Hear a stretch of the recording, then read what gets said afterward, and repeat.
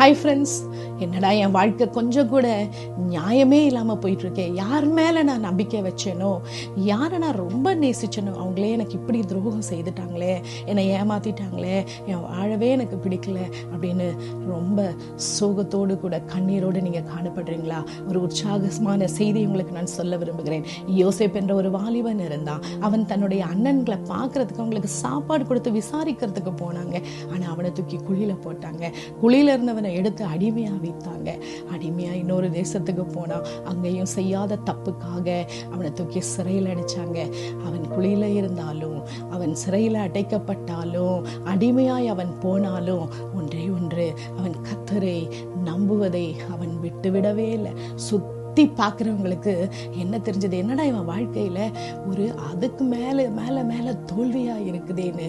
ஆனா ஆண்டவருக்கு தெரியும் அவனோட வாழ்க்கையில அவனை அரண்மனையில கொண்டு போய் வைக்கக்கூடிய உன்னத திட்டம் அவன் வாழ்க்கையில இருக்கிறது என்று ஆண்டவர் அறிந்திருக்கிறார். எனக்கு பிரியமான தெய்வ பிள்ளைகளை, இன்றைக்கு ஒரு குழியில இருக்கிறது போல ஒரு அனுபவத்துல நீங்க போய் கொண்டு இருக்கலாம். சிறையில் இருக்கிறது போல உணரலாம்.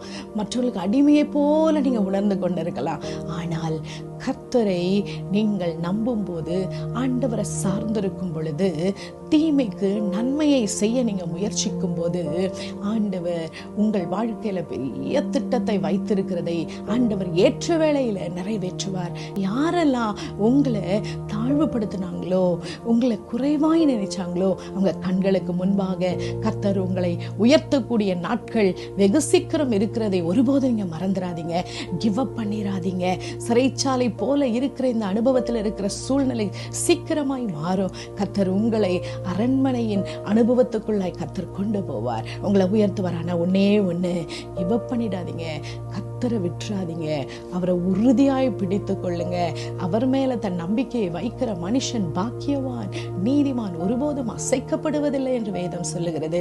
நீங்க கர்த்தரை சார்ந்திருக்கும் போது ஆண்டவர் உங்களை உயர்ந்த அடைக்கலத்துல வைப்பாரு.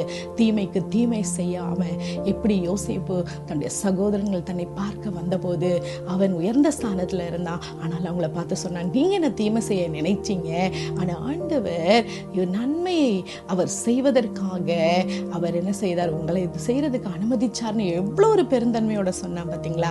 அதை போலதான் நீங்களும் நானும் தீமைக்கு தீமை நினைக்காம நம்ம கவலை எல்லாம் கர்த்தருடைய பாதத்துல நம்ம வைக்கும்போது அவர் நம்மை ஆதரிப்பார். ஒருபோதும் கைவிட மாட்டார்.